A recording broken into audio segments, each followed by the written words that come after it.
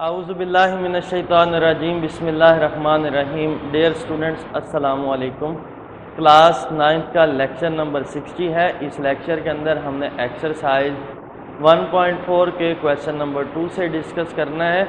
आज के लेक्चर में हमने जितने भी क्वेश्चन डिस्कस करने हैं, तमाम क्वेश्चन के अंदर मल्टीप्लिकेशन ऑफ मैट्रिसेस को डिस्कस करना है।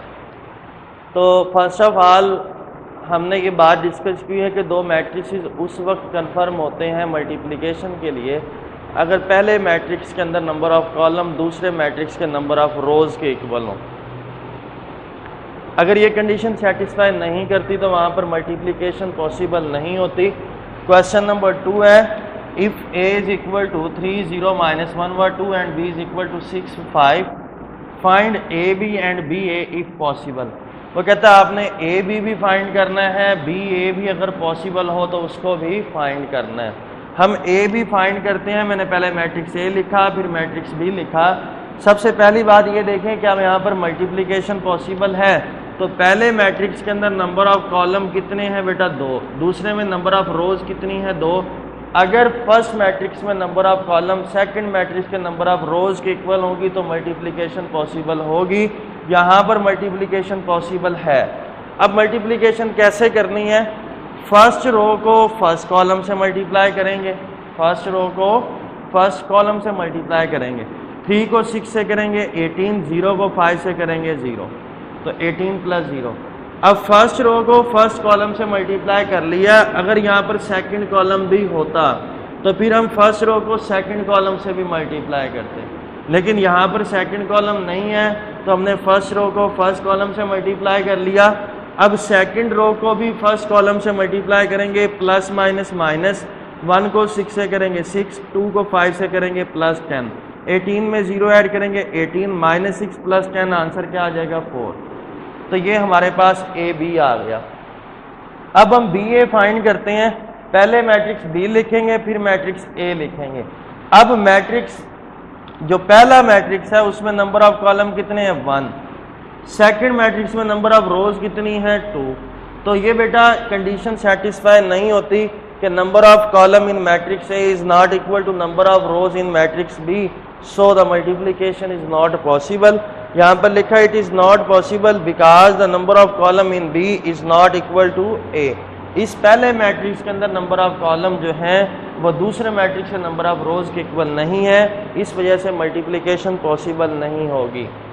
इसी एक्सरसाइज का क्वेश्चन नंबर 3 करते हैं। एक क्वेश्चन उसने दिया हुआ है कि फाइंड द प्रोडक्ट। एक मैट्रिक्स है, ये दूसरा मैट्रिक्स ये है। पहले मैट्रिक्स में नंबर ऑफ कॉलम देखें कितने हैं बेटा? 2। दूसरे मैट्रिक्स में नंबर ऑफ रोज कितनी हैं? 2। तो इट्स मीन मल्टीप्लिकेशन पॉसिबल है। फर्स्ट रो को फर्स्ट कॉलम से मल्टीप्लाई करते हैं, 1 को 4 से मल्टीप्लाई करेंगे 4, प्लस 2 को 0 से मल्टीप्लाई करेंगे 0, 4 में 0 ऐड करेंगे तो आंसर आ जाएगा 4। नेक्स्ट बेटा हमारे पास इसी क्वेश्चन नंबर 3 का 5th पार्ट है। एक मैट्रिक्स है ए, ये पहला मैट्रिक्स है, ये दूसरा मैट्रिक्स है। पहले मैट्रिक्स में नंबर ऑफ कॉलम कितनी है? 2। दूसरे मैट्रिक्स में नंबर ऑफ रोज कितनी है? 2। तो इट्स मीन मल्टीप्लिकेशन पॉसिबल है। अब मल्टीप्लिकेशन कैसे करना है? फर्स्ट रो को फर्स्ट कॉलम से करना है। 1 को 4 से मल्टीप्लाई करेंगे 4, 2 को 0 से करेंगे 0। तो फर्स्ट रो को हमने इस रो को फर्स्ट कॉलम से मल्टीप्लाई कर लिया। अब इसी फर्स्ट रो को हम सेकंड कॉलम से भी मल्टीप्लाई करेंगे। 1 को 5 से करेंगे तो हमारे पास देखें बेटा, 1 को 4 से मल्टीप्लाई किया तो आंसर क्या आ गया? 4। 2 को 0 से मल्टीप्लाई किया तो आंसर क्या आ गया? 0। अब बेटा 5 को हम 1 से जब मल्टीप्लाई करेंगे तो आंसर क्या आ जाएगा? 5। फर्स्ट रो को फर्स्ट कॉलम से मल्टीप्लाई करने के बाद फर्स्ट रो को सेकंड कॉलम से मल्टीप्लाई करते होते हैं। 1 को 5 से करेंगे 5, plus minus minus 4 2s are 8। अब फर्स्ट रो को फर्स्ट कॉलम से भी मल्टीप्लाई कर लिया, सेकंड कॉलम से भी मल्टीप्लाई कर लिया। अगर थर्ड कॉलम होता तो उससे मल्टीप्लाई करते हैं, लेकिन कॉलम खत्म हो गए हैं तो अब हम क्या करेंगे? सेकंड रो ले लेंगे। कौन सी रो ले लेंगे? Second row. अब सेकंड रो को भी सेम उसी तरीके से फर्स्ट कॉलम से मल्टीप्लाई करेंगे, फिर सेकंड कॉलम से मल्टीप्लाई करेंगे। प्लस माइनस माइनस 4 को 3 से मल्टीप्लाई कर 12, 0 को 0 से करेंगे 0। फर्स्ट रो को फर्स्ट कॉलम से कर लिया। अब फर्स्ट रो को सेकंड कॉलम से करेंगे, plus minus minus 5 3s are 15, 0 को -4 से करेंगे 0। अब थर्ड रो को फर्स्ट कॉलम से करें, 6 को 4 से करेंगे 24, -1 को 0 से किया 0। थर्ड रो को सेकंड कॉलम से करेंगे, 6 5 30, -+4 को 1 से करेंगे 4। 4 में 0 ऐड करेंगे, आंसर 4। 5 में -8 करेंगे तो हमारे पास आंसर आ जाएगा -3। -12 + 0 आंसर -12, -15 + 0 आंसर -15। 24 में से 0 माइनस करेंगे 24, 30 में 4 ऐड करेंगे तो 34। ये आंसर होगा आपके पास। क्वेश्चन नंबर 3 के रिमेनिंग पार्ट्स इसी तरीके से उन्हें आप उनको इजीली खुद सॉल्व कर सकते हैं। सेम इसी तरीके से क्वेश्चन नंबर 4 है। क्वेश्चन नंबर 4 में भी मैट्रिसेस की मल्टीप्लिकेशन को डिस्कस किया हुआ है, तो वो क्वेश्चन भी आप इजीली कर सकते हैं। सिर्फ मल्टीप्लिकेशन के मेथड को याद रखना है। फर्स्ट रो को किससे करेंगे, फर्स्ट कॉलम से, फिर फर्स्ट रो को किससे करेंगे, सेकंड कॉलम से। इट्स मीन हम ये कह सकते हैं कि हर रो को 1 बाय 1 जितने भी कॉलम होंगे तमाम कॉलम से मल्टीप्लाई करते जाएंगे।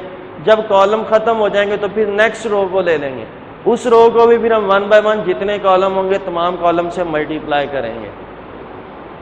क्वेश्चन नंबर 5 में हमने जो प्रॉपर्टीज इस एक्सरसाइज से पहले मल्टीप्लिकेशन के लिहाज से डिस्कस की थी कि commutative law, associative law, distributive law of multiplication over addition and subtraction, तो वो यहाँ पर हम डिस्कस करते हैं आज के लेक्चर के अंदर। सबसे पहले हम क्वेश्चन नंबर 5 का एक पार्ट कर रहे हैं, फर्स्ट पार्ट। उसमें वो एक मैट्रिक्स ए दे रहा है, दूसरा मैट्रिक्स बी उसने गिवन दिया हुआ है, तीसरा मैट्रिक्स सी भी उसने गिवन दिया हुआ है। वो कहता है verify whether A B is equal to B A. वो कहता है आपने वेरीफाई करना है कि आया कि ए बी बी ए के इक्वल आता है या नहीं आता। हमने सबसे पहले ए बी फाइंड करते हैं। ए बी इज इक्वल तो मैंने मैट्रिक्स ए लिखा, फिर मैट्रिक्स बी लिखा। अब यहाँ पर मल्टीप्लिकेशन पॉसिबल है क्योंकि फर्स्ट मैट्रिक्स में नंबर ऑफ कॉलम 2 है, सेकंड मैट्रिक्स में नंबर ऑफ रोज भी 2 है। मल्टीप्लिकेशन पॉसिबल है तो क्या करेंगे, फर्स्ट रो को फर्स्ट कॉलम से मल्टीप्लाई करेंगे। ये फर्स्ट रो थी, ये फर्स्ट कॉलम था, प्लस माइनस माइनस 1 को 1 से किया 1, प्लस माइनस माइनस 3 को 3 से किया 9, तो -1 व -9। फर्स्ट रो को फर्स्ट कॉलम से मल्टीप्लाई करने के बाद फर्स्ट रो को सेकंड कॉलम से मल्टीप्लाई करेंगे। ये माइनस है, ये प्लस है, प्लस माइनस माइनस 1 को 2 से करेंगे 2, प्लस माइनस माइनस 3 को 5 से करेंगे 15। फर्स्ट रो को फर्स्ट कॉलम से भी मल्टीप्लाई कर लिया, फर्स्ट रो को सेकंड कॉलम से भी मल्टीप्लाई कर लिया है। कॉलम खत्म हो गए हैं तो अब नेक्स्ट रो को लेते हैं और वो नेक्स्ट रो जो है वो सेकंड रो है और वो क्या है 2 व 0। इस सेकंड रो को भी फर्स्ट कॉलम से मल्टीप्लाई करेंगे, 2 को 1 से करेंगे 2, -0 प्लस माइनस माइनस 0 को 3 से करेंगे 0। अब इसी सेकंड रो को सेकंड कॉलम से करेंगे, 2 को 2 से करेंगे 4, प्लस माइनस माइनस 0 को 5 से करेंगे तो 0। बेटा -1 -9 माइनस का 10, -2 -15 माइनस का 17, 2 - 0 आंसर 2, 4 - 0 आंसर 4। इसको मैंने नाम दे दिया है 1 का। ये ए बी का हमारे पास आंसर आ गया, इसको मैंने इक्वेशन नंबर 1 का नाम दे दिया। उसके बाद हम फाइंड करते हैं बी ए। मैट्रिक्स बी लिखते हैं, साथ में मैट्रिक्स ए लिखते हैं। सेम उसी तरीके से फर्स्ट रो को फर्स्ट कॉलम, फर्स्ट रो को सेकंड कॉलम से प्लस माइनस माइनस 1 को 1 से करेंगे 1 आ जाएगा, प्लस 2 को 2 से करेंगे तो +4। इसी तरीके से फर्स्ट रो को फर्स्ट कॉलम से मल्टीप्लाई करने के बाद फर्स्ट रो को सेकंड कॉलम से मल्टीप्लाई करेंगे। 1 को 3 से करेंगे 3, 2 को 0 से करेंगे तो 0। अब सेकंड रो को फर्स्ट कॉलम से मल्टीप्लाई करेंगे, माइनस माइनस प्लस, 3 को 1 से करेंगे 3, प्लस माइनस माइनस 5 को 2 से मल्टीप्लाई करेंगे 10। सेकंड रो को सेकंड कॉलम से करेंगे, माइनस है ये प्लस है, माइनस प्लस माइनस 3 3 जार 9, -5 को 0 से करेंगे 0, -1 + 4 आंसर 3, 3 + 0 आंसर 3, 3 - 10 आंसर -7, -9 + 0 आंसर -9। तो ये होगी इक्वेशन नंबर 2। तो आप 1 और 2 को अगर गौर से देखें तो ये इक्वल नहीं है, तो from 1 and 2 it is clear that A B is not equal to B A. और हमने भी ये बात की थी कि मैट्रिसेस की मल्टीप्लिकेशन के अंदर in general commutative law hold नहीं करता। इसी तरीके से क्वेश्चन नंबर 5 का एक फोर्थ पार्ट है कि a × b - c = ab - ac। अब अगर आप देखें तो ये left distributive law of multiplication है ओवर सब्ट्रैक्शन। हमने ये प्रॉपर्टी डिस्कस की थी कि एडिशन और सब्ट्रैक्शन के लिहाज से डिस्ट्रीब्यूटिव लॉज होल्ड करते हैं, चाहे वो लेफ़्ट डिस्ट्रीब्यूटिव लॉ हो चाहे वो राइट डिस्ट्रीब्यूटिव लॉ हो। हम लेफ्ट हैंड साइड लेते हैं, वो है a इंटू बी माइनस सी। सबसे पहले b माइनस सी फाइंड करते हैं। b माइनस सी मैंने मैट्रिक्स b लिखा, माइनस का साइन लगाया, मैट्रिक्स c लिखा। जब दो मैट्रिक्स ऐड या सब्ट्रैक्ट हो रहे होते हैं तो क्रॉसपोंडिंग एलिमेंट्स आपस में ऐड या सब्ट्रैक्ट होते हैं। 1 माइनस 2 आंसर क्या आ जाएगा -1, 2 माइनस 1 आंसर क्या आ जाएगा 1, -3 माइनस 1 आंसर क्या आ जाएगा -4, -5 -3 आंसर क्या आ जाएगा -8। हमें क्या चाहिए a इंटू बी माइनस सी। मैंने मैट्रिक्स a लिखा, फिर माइनस लगाया, फिर b माइनस सी का जो आंसर था इस मैट्रिक्स को मैंने यहां पर लिख दिया। अब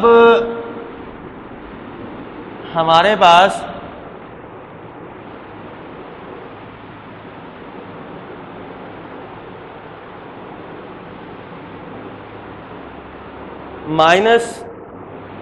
हमारे पास ये माइनस है ना बेटा, -1 को -1 से मल्टीप्लाई करेंगे तो ये माइनस यहाँ पर नहीं है क्योंकि मल्टीप्लिकेशन हो रही है, तो यहाँ मिस्टेक से माइनस लगाया, ये मल्टीप्लिकेशन का साइन आएगा। फर्स्ट रो को फर्स्ट कॉलम से मल्टीप्लाई करते हैं, माइनस माइनस प्लस, 1 को 1 से करेंगे 1, प्लस माइनस -4 3 = 12। फर्स्ट रो को फर्स्ट कॉलम से मल्टीप्लाई करने के बाद फर्स्ट रो को सेकंड कॉलम से मल्टीप्लाई करेंगे, प्लस माइनस -1 को 1 से करेंगे 1, प्लस माइनस -8 3 = 24। फर्स्ट रो को फर्स्ट कॉलम से मल्टीप्लाई किया, फर्स्ट रो को सेकंड कॉलम से मल्टीप्लाई कर लेंगे। इसी तरीके से सेकंड रो को फर्स्ट कॉलम से, सेकंड रो को सेकंड कॉलम से मल्टीप्लाई करने के बाद हमारे पास ये जो आंसर आता है 1 - 12 वो आता है -11, -1 -24 -25 -2 -0 -2 2 -0 आंसर क्या आ जाता है 2।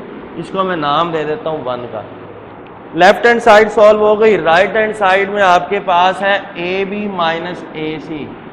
हमने AB जो है वो इसी क्वेश्चन के पार्ट में फाइंड की है प्रीवियस में। AB को हम प्रीवियस पार्ट में फाइंड कर चुके हैं, तो लिहाजा यहाँ पर हम डायरेक्ट AC को फाइंड करते हैं। मैट्रिक्स A को C से मल्टीप्लाई करते हैं तो हमारे पास ये आंसर आ जाता है। अब AB माइनस AC फाइंड करना है। AB का आंसर हमने प्रीवियस क्वेश्चन में फाइंड किया, माइनस फिर हमने AC लिखा। दोनों मैट्रिसेस सब्ट्रैक्ट होते हैं तो क्रॉसपोंडिंग एलिमेंट्स होंगे। -10 -1 आंसर क्या आ जाएगा -11, -17 -8 आंसर क्या आ जाएगा -25, 2 -4 आंसर क्या आ जाएगा -2, 4 -2 आंसर क्या आ जाएगा 2। तो इसको मैंने नाम दे दिया है 2 का। ये 1 थी आपके पास, ये 2 थी। तो from 1 and 2 it is clear that left hand side is equal to right hand side. तो यहाँ पर ये जो डिस्ट्रीब्यूटिव लॉ उसने वेरीफाई करने के लिए बताया हुआ था वो यहाँ पर सेटिस्फाई करता है। इंशाल्लाह ताला नेक्स्ट लेक्चर के अंदर हम लेक्चर नंबर 61 होगा आई थिंक, उस लेक्चर के अंदर हम इस एक्सरसाइज को नेक्स्ट कंटिन्यू करेंगे। अल्लाह हाफिज़।